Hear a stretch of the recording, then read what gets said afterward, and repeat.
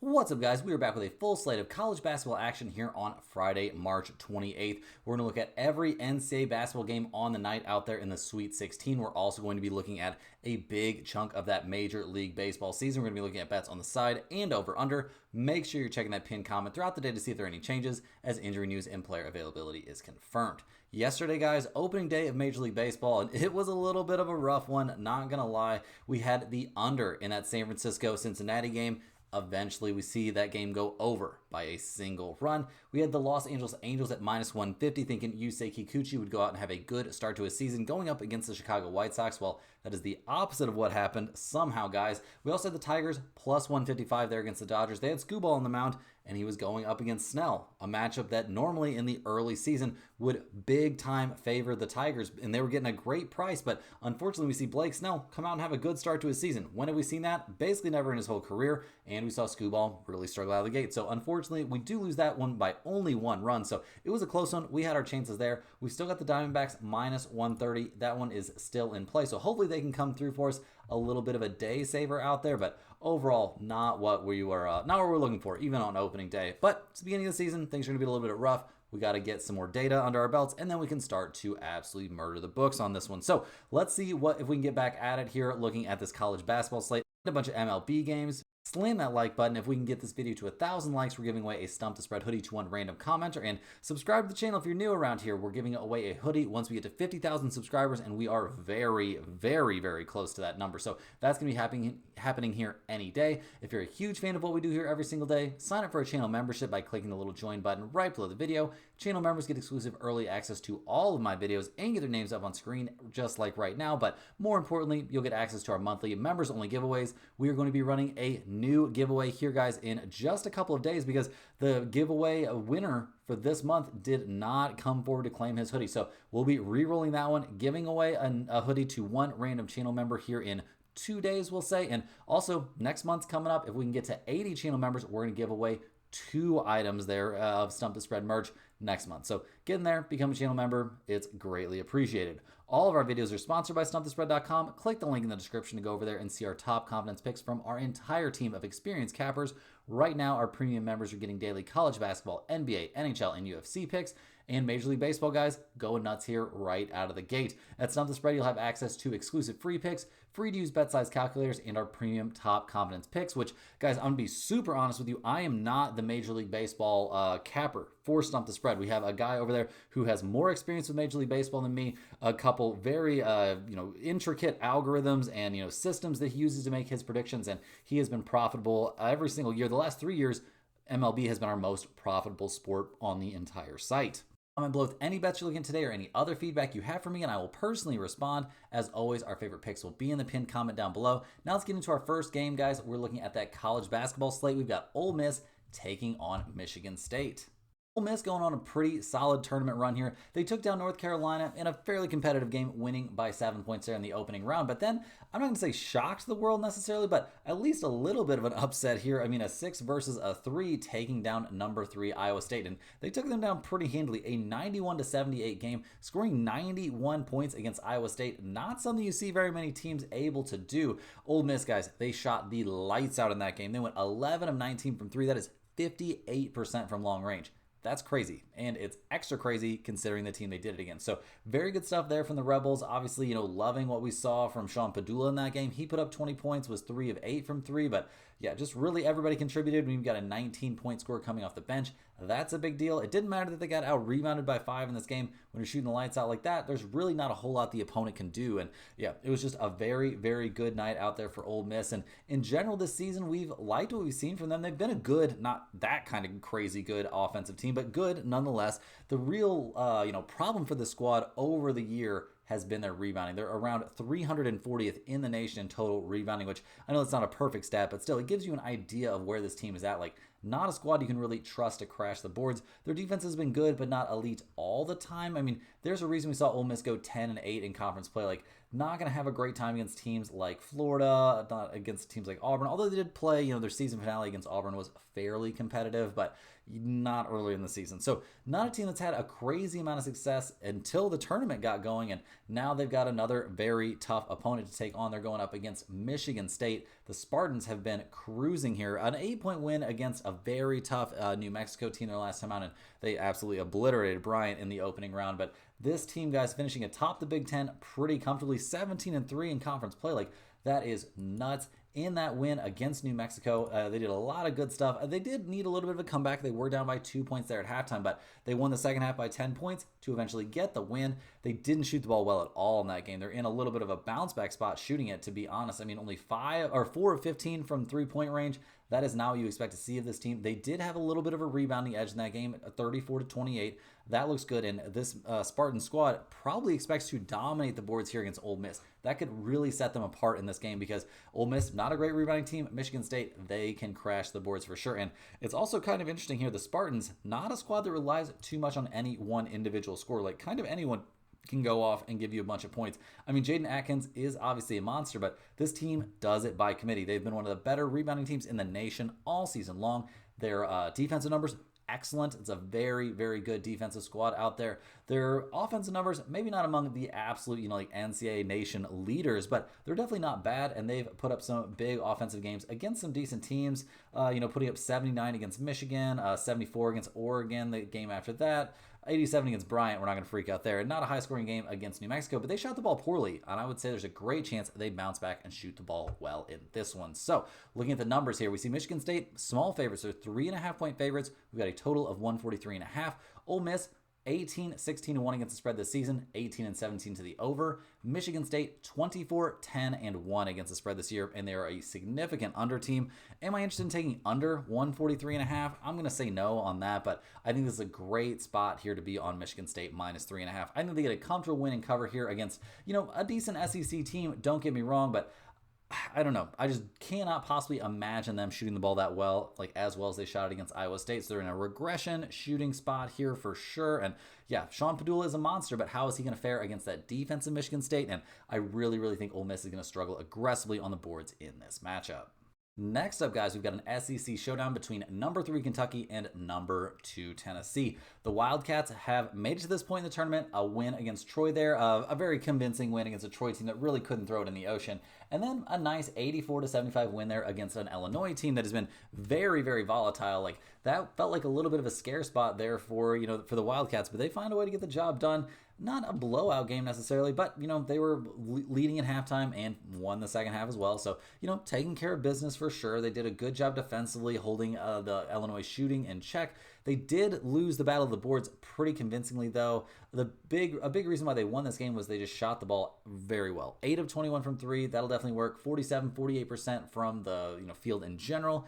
That also looks pretty good. They didn't turn the ball over, only 4 turnovers against the 14 turnovers there of Illinois. So pretty good stuff from Kentucky, a team that's had its ups and downs this season. There's no way around that. Finishing things up only 10-8 in the SEC. That's not great. They rely quite a bit on Oweh for their offense. And yeah, I know they're 7th in the nation offensively. Great. That looks really, really good on paper, but they struggled against some very good offensive teams over the course of the season. Now, against defensive teams like Tennessee, it's been interesting, guys. They've beaten Tennessee the last 2 times these two teams faced each other. So plenty of history. The third time here coming up. Third time could be the charm for Tennessee. We'll see what happens. But the last time these two teams played each other, it was a 75-64 win at home there for the Kentucky Wildcats. So they're going to be doing whatever they possibly can to replicate that here against a Tennessee squad that obviously, doing well here in the tournament so far. A 77-62 win over Wofford in their opening round, and then a nice 67-58 win in a pretty defensive game there against UCLA, which with those two teams, you're not going to be too shocked to see this be, kind of a defense first type of game. In that one, Tennessee came out pretty quick, jumping out to a nice lead there at halftime and finishing it off with a nice second half. Nothing too insane there. We did see them struggle a little bit to defend the 3-point line against UCLA, but not terrible. And Tennessee shot the ball really, really well for them. 50% from 3-point range, 43% from the field in general. They had a 10 rebound edge there on the boards, which is obviously very, very helpful in a spot like this. We saw Ziegler put up 15. Chaz Lanier, another very solid game, although only 6 of 14 from the field, 4 of 5 from 3. He scored 20 points. Very, very good stuff there. So we'll see if they can continue. This Tennessee team obviously has been a great defensive team over the course of the season, but it feels like they lean a little bit hard on Chaz Lanier for their offense. Like, they end up in a lot of late shot clock situations, and they just get him the ball, and he has to go ahead and create on his own. He's fully capable of that. Also, Ziegler capable of finding guys in, pretty good spots. He's a very good point guard, but how are they going to do here against a team that's already beaten them twice this season? That's definitely a concern. I mean, the last time these two teams played each other, Tennessee was in a hole there in the first half and could absolutely not dig their way out. We saw Tennessee shoot only 3 of 18 from 3 in that game. We saw Kentucky, despite getting smashed on the boards, shoot the ball really well, 50% from three-point range and 50% from the field overall. Now, do I expect them to be able to do that again here? That seems like a very big ask to me. I don't think we can expect them to shoot the ball nearly that well. But, they've shown they can score against this Tennessee defense. So it's going to be an interesting spot. I'm leaning here a little bit. Well, I don't know. We'll look at the numbers here. Tennessee, 4.5-point favorites. We got a total of 144.5. Kentucky, 18-17 against the spread, 19-16 to the over. Tennessee, 19-17 against the spread, 20-16 to the under. The last time we saw these two teams play, we ended up with 139 total points, and that was with Kentucky shooting the lights out and Tennessee not being able to throw it in the ocean. I could definitely be talking into the under in this game. I think the under is very, very live. Tennessee's going to want to slow down the pace here. I don't think we're going to see Kentucky go nuts in terms of their pace. So, yeah, go ahead and give me a good hard look at that under 144.5. In terms of a side, this is really tough. These two teams know each other extremely well. I think we see a very close game down to the absolute wire. So give me Kentucky here getting 4.5 points, but not a spot that I think can, reasonably be put in the pinned comment. Headed into game 3 here, guys. We're looking at the Michigan Wolverines, the number 5 Michigan Wolverines, taking on number 1 Auburn. Michigan has not had an easy road, but they've made it look maybe not super easy. Obviously, their opening round game there was a very hotly contested game that, a lot of people thought could have been an upset there in the opening round, but UC San Diego ends up coming up 3 points short, and Michigan does survive and advance, which, well played there by the Wolverines, because they came back with a vengeance in their second round game, obliterating Texas A&M 91-79. So very good stuff there from the Wolverines. They didn't even shoot the ball particularly well in that game, only 6 of 22 from long range.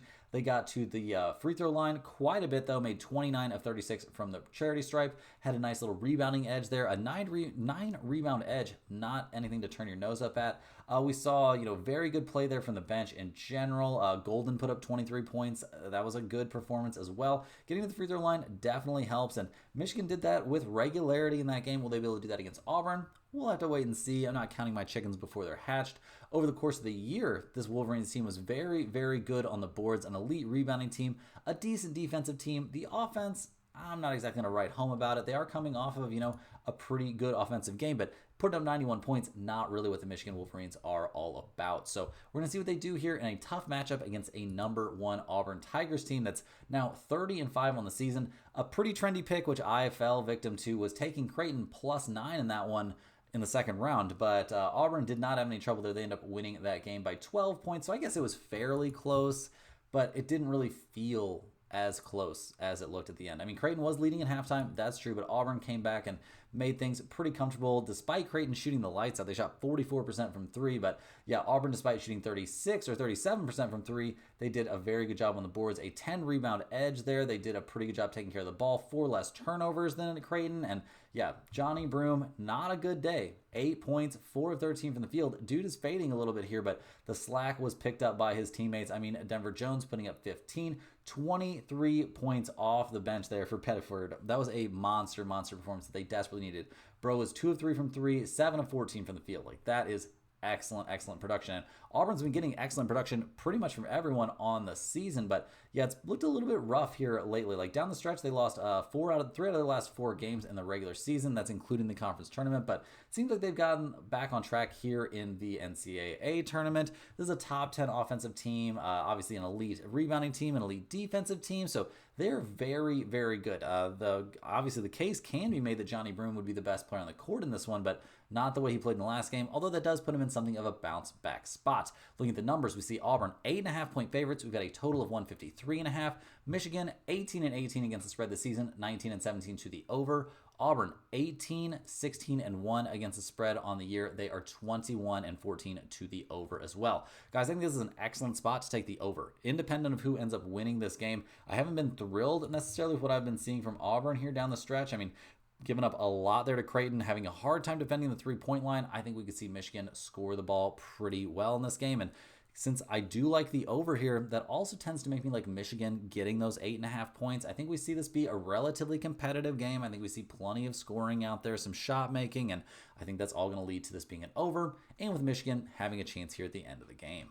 Next up, we've got the NCAA tournament nightcap. We've got the Purdue Boilermakers, number 4 Purdue, taking on number 1 Houston. The Boilermakers have had a weirdly, I would say easy, or at least appearing easy start to their NCAA tournament. I mean, they played High Point in their opening round game, got a 75-63 win, and then a pretty convincing 76-62 win over a highly touted, like possible Cinderella story there in number 12 McNeese. We saw Purdue jump out to an 18-point lead at halftime and really not look back too much. The Boilermakers shot the ball really well from 3. We saw Kaufman Wren and Braden Smith both play well in this game, but not have to do, a crazy amount of the heavy lifting. I mean, I guess Kaufman Wren did put up 15 rebounds, 3 assists, and 22 points. So I guess that is pretty heavy lifting there in the end. But 4 out of 5 starters scored in double figures. They got some contributions there from the bench. They crushed on the boards, 41-24 on the boards. Not something that you're used to seeing from Purdue, guys. Not something that Purdue really known for over the course of the season. I mean, over the entire year, the Boilermakers had a pretty good time, 13-7 out there in the Big Ten, but their rebounding numbers 350th in the nation. Not great. Not that they played a crazy pace, but still, guys, they're not a good rebounding team. They had a good rebounding day. Is that going to continue here against an elite opponent? We'll see what happens. Obviously, they need Braden Smith and Trey Kaufman-Wren to both play really well, but that could be difficult here because they're going up against one of the toughest, most physical defensive teams out there in all of NCAA basketball, guys. They're taking on the Houston Cougars, who have taken down SIUE and then handled Gonzaga 81-76 in a game that was a blowout at different points, but ended up getting close at the end. So yeah, Houston maybe letting go of the rope a little bit there at the end against Gonzaga, but obviously Houston's been a dominant team all year. They were up 35-27 at halftime, and then eventually, winning 81-76. So it did get a little bit sketchy there, but over the course of the entire game, Houston shot 50% from 3, 15 of 20 from the free throw line. They had a nice rebounding edge in that game. Their assist numbers look good. Their turnovers were very low. We saw 4 starters scoring double figures, and LJ Cryer, guys, put up a 30-piece. A 30-piece. Very good stuff. The bench didn't look so great there for Houston, I will say that. But other than that bench not playing well, they looked really good out there, despite Gonzaga having a kind of transcendent shooting night. So do I expect Houston to allow something like that to happen again? I would be pretty shocked. This is an elite defensive team. That's kind of their whole shtick. Over the course of the season, they've dominated teams with their defense, allowing under 60 points per game. Their rebounding numbers are solid. Their offensive numbers are solid. They ran roughshod over the Big 12, going 19-1 in conference play in the Big 12. That is crazy work. And they've got a very legitimate claim here to have, LJ Cryer going nuts looks pretty good. The dude is making himself some money here in the NCAA tournament. So we'll see how things look here for Houston. They're 8.5-point favorites in this game. We've got a total of 131.5. Purdue 19-16 against the spread, 20-15 to the over. Houston 19-16-1 against the spread, 20-15-1 to the under. Guys, I like Houston here at -8.5, and I like it quite a bit. I think they're going to come out, dominate this game defensively. If we see, Houston having a good day defensively, that's going to mean Trey Kaufman-Wren and Braden Smith both struggle. And if either one of them struggles, the Boilermakers are going to have a rough time out there, a very rough time. They're not going to put up some incredible shooting night. Houston is way too good of a defensive team. They're going to rough them up, especially the more physical the refs allow this game to be, the better Houston's going to like it. And I think it'll be fairly rough. I think it'll be fairly physical, but even if it's not, guys, Houston just by far the better team. I think they get a comfortable win and cover here. I'm not really interested in this total. If you were begging me for a total, I guess I would slide slightly towards the over, but not by much, guys. I think this is just a great spot to take Houston to win by at least 9 points. Now, guys, let's go ahead and change gears. We're going to hop over and run through a good chunk here of this MLB slate out there on Friday. And first up, we're looking at the Colorado Rockies going on the road to take on the Tampa Bay Rays.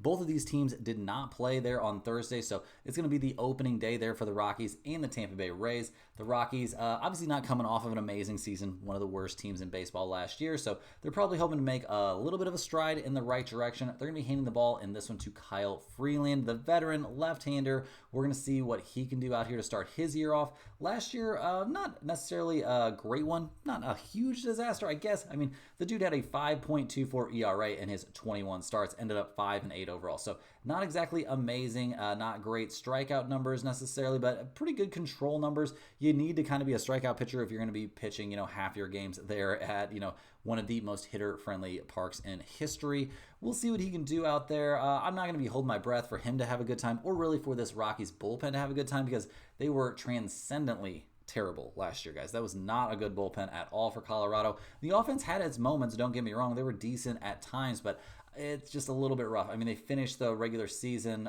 below average in almost every major offensive statistical category. So we'll see what they can do here on the road against the Tampa Bay Rays, who didn't have a great time last year either. I would say it wasn't a disaster necessarily, but it wasn't where what they were hoping for. They're coming into this season hoping to get back on track here. They're handing the ball to young Ryan Pepiot. I guess young, maybe a little bit of an exaggeration. Bro is 27 years old, so we'll see what he can do, see if he can keep things pointed in the right direction. Obviously, you're hoping for health and all that kind of good stuff, but like I said, we'll see what he can do. For Tampa Bay last year, guys, it started 26 games, went 8-8 overall, so not bad. A 3.60 ERA. Obviously looks excellent. Very good numbers, very good strikeout numbers, very reasonable, control, all that kind of stuff. The dude did not have a bad season despite pitching for a team that, not very good offensively. So we'll see what Pepiot can do here right out of the gate. We'll also see what that Tampa Bay Rays bullpen can do. It wasn't amazing last year. I guess it had some moments, but not a great bullpen, and their offense also nothing to write home about, guys. It was a very, very mediocre offense, but they've got hope for this season. Definitely plenty of room for hope. They're hoping guys like Diaz, just in general, Johnny DeLuca, maybe Josh Lowe. There's guys on here that could step up and make this team quite a bit better. We'll just see if that actually happens here. They kind of have nowhere to go but up offensively. And looking at the numbers here, guys, we see the Tampa Bay Rays minus 188, the Rockies plus 170. We've got a total in this game of 7.5. So not a very high total, but we saw a lot of overs here in the early going on opening day, and maybe that's a trend that we want to follow. So you could theoretically talk me into over in this game, but probably not super interested in that with Pepiot on the mound. I'm going to be leaning just a bit here towards the Tampa Bay Rays, but at minus 188, I don't think there's a ton of value on this game. Next up, guys, we got the Baltimore Orioles. They're taking on the Toronto Blue Jays out there in game 2 of their little series there in Toronto, and Baltimore came out firing, guys. I was on the Blue Jays. I thought this was a pretty good spot there for Toronto to maybe get off to a good start with a solid hitter on the mound, but you can only do so much. If it's going to be an on day for those Baltimore bats, you are going to be in trouble. They put up 14 hits and 12 runs in the game. Crazy stuff. Berrios didn't have much of a chance. He got shelled. Zach Eflin, a very good game out there. And we just see the Orioles, they're going to be an offensive juggernaut this season. I don't think that's huge news to anyone, but I was a little bit surprised to see that happening so aggressively, so early out of the gate. So we'll see if they can follow it up here, guys. They're handing the ball in this one to Charlie Morton, hoping Uncle Charlie can replicate what he did a little, at least a lot of what he did last season. But now, guys, he's 41 years old. Uncle Charlie, guys, we'll see what he can do. Honestly, it's hard not to root for the dude. Last year, he started, 30 games. Started 30 games, went 8-10 overall, a 4.19 ERA. So I don't think Baltimore should really be expecting any miracles from him. They just need him to soak up some innings and kind of keep them in some games. The bullpen can be decent for Baltimore. We'll see how that plays out over the course of the year. But right now, they just need Uncle Charlie to go out there, give him enough to keep him in the game, and hope that the bats can stay hot, because if this is going to be what we see, this like Tyler O'Neill homering, his 6th straight opening day home run, like crazy work there from Tyler O'Neill. Another guy the Cardinals let get away, but whatever. This team looked great at the plate. Are they going to be able to replicate that here? Well, we'll see what they can do against the Blue Jays, who have to be pretty disappointed with how things went. I mean, obviously, Berrios getting knocked around does not feel very good. They didn't have a great day at the plate either, putting up only 4 runs. We did see some positive things, I suppose, but not a lot. The bullpen didn't look good. The starter didn't look good. Like, this is a team coming out of the gate struggling. That's not the way you want your first game of the season to look. So they're hoping that they can hand the ball here to Kevin Gausman and get things back on track.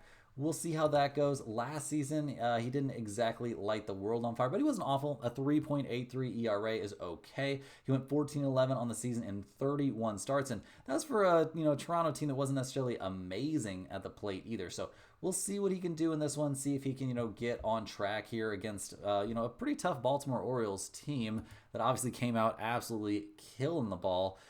It could be a little bit rough, and that Toronto bullpen not off to a great start either. Looking at the numbers here, the Orioles are actually plus 110, Toronto minus 124. We've got a total of 8.5.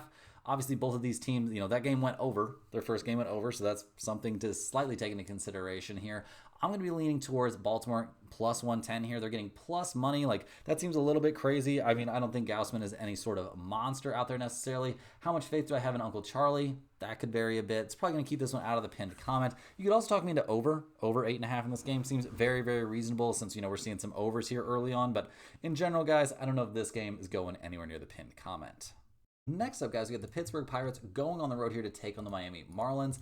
The Pirates, guys, they took the loss there in the opening game of the season. Kind of shocking stuff to see them lose that game after starting Skeens, but you're going to have that sometimes, guys. Skeens went out there, went 5 1/3 innings, gave up 3 hits and 2 earned runs. So not exactly the dominant performance that Pirates fans were hoping for. The bullpen kind of didn't look amazing either. 3 runs given up there late. So yeah, not the best way to start the season for the Pittsburgh Pirates. I mean, they are on the road here, so maybe that takes a little bit of the sting out, but they only had 4 hits. They had an error in the game too, so that's not great, but you're going to have some early problems. It was a walk-off win, a thriller of a win there for the Miami Marlins to get things started. So the Pirates are going to be hoping they can bounce back here. They're handing the ball to Mitch Keller, who's, coming off a pretty decent year last year, honestly, like 11-12 overall, a 4.25 ERA. He had some good stretches. He had some bad stretches. His strikeout numbers, pretty decent, not horrible at all. So yeah, we like what we're seeing from Mitch Keller. Dude's 28, should be, in his prime. It seems like he's in good shape in general heading into things. So expecting decent stuff from Keller here as he goes up against Miami Marlins, but we are a little bit worried about that Pirates bullpen. Don't know how that's going to go.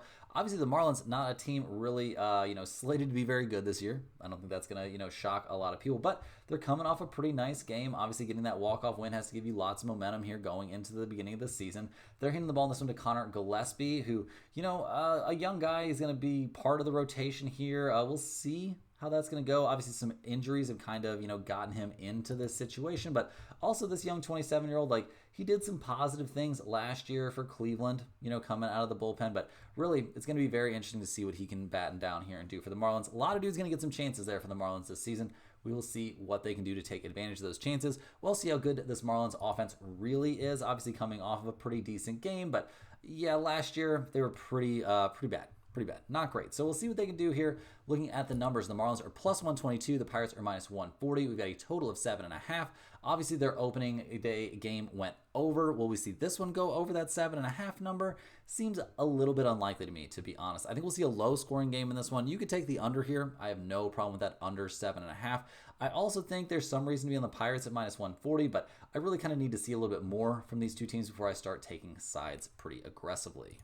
Next up, guys, we're looking at the Boston Red Sox taking on the Texas Rangers. We saw the Red Sox get a win in their opening day game, guys, taking down the Rangers 5-2. So pretty good stuff there for Boston. Obviously, I don't think they're too upset about that start. We'll see if they can back it up here with another win.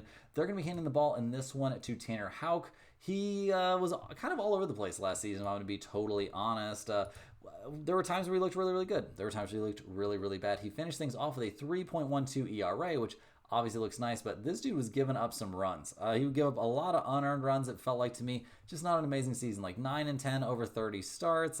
Okay, sure, but I don't know. I have a rough time. Putting too much faith here in Tanner Houck, but we'll see how that goes. Obviously, Abreu hitting a 3-run home run in the 9th inning for his second homer in the season opener. That probably felt pretty good. That's a great way to start the season. Boston piling up 6 hits and 5 runs there. They gave up 7 hits and only 2 runs, so obviously I'm sure that doesn't feel bad.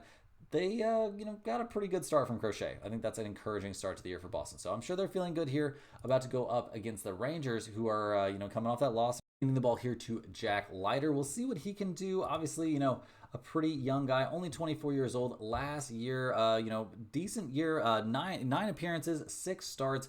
Ended up 0-3, not the greatest numbers. He has an 8.83 ERA, so they're really hoping that he can give them a little bit more, a little bit better production here, a little bit better. That would be nice for them. The Rangers, not a team that I necessarily expect to have an amazing bullpen. We'll see how that goes.